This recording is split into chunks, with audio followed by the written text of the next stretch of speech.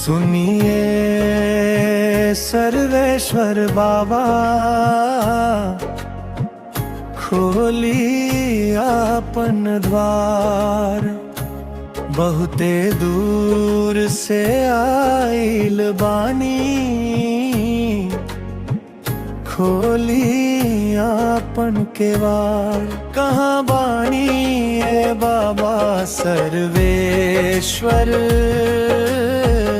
खोली आपन द्वार।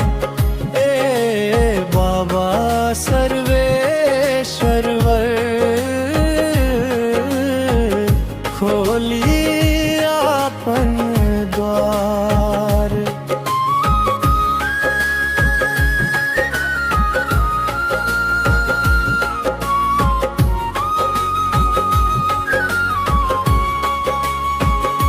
सुन ले बानी है भोले बाबा, रुआ पटसा में बिराजत बानी।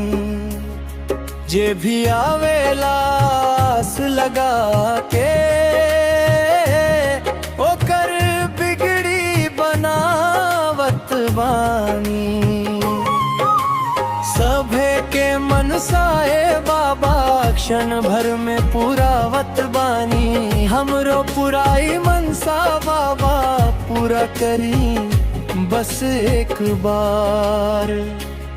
कहाँ बानी ये सर्वेश्वर बाबा, खोली आपन द्वार। बहुते दूर से आइल बानी, खोली आपन केवाड़। ए बाबा सर्वेश्वर, खोली आपन द्वार।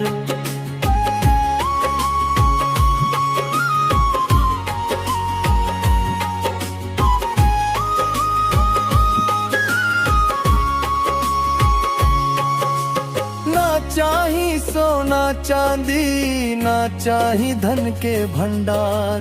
चरण में बस जगा दे दी है भोला दानी सरकार। दुखिया के दुख हर ली बाबा,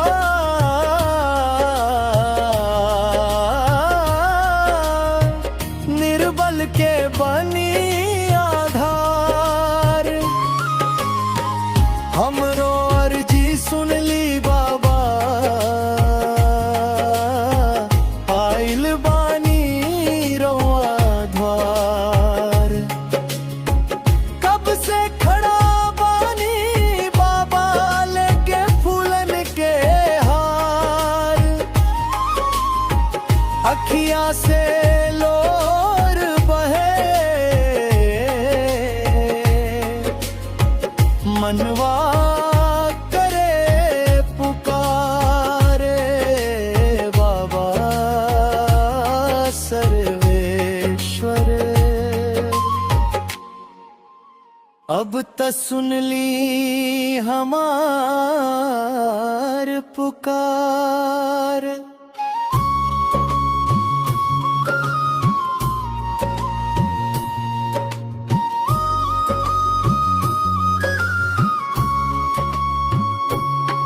सावन में जब कांवरिया आवे, गूंजे जय जयकार। बोल बम के नारा गूंजे, महके पटसा के दरबार।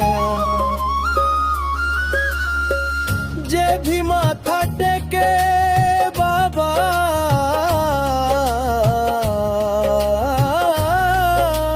रउआ बनी ओकर रखवार। हमरो पुरान मनसा बाबा, पूरा करी बस एक बार। सुनिए सर्वेश्वर बाबा, खोली आपन द्वार। बहुते दूर से आइल बानी, खोली आपन केवार। कहाँ बानी ये बाबा सर्वेश्वर, खोली आपन द्वार। हे बाबा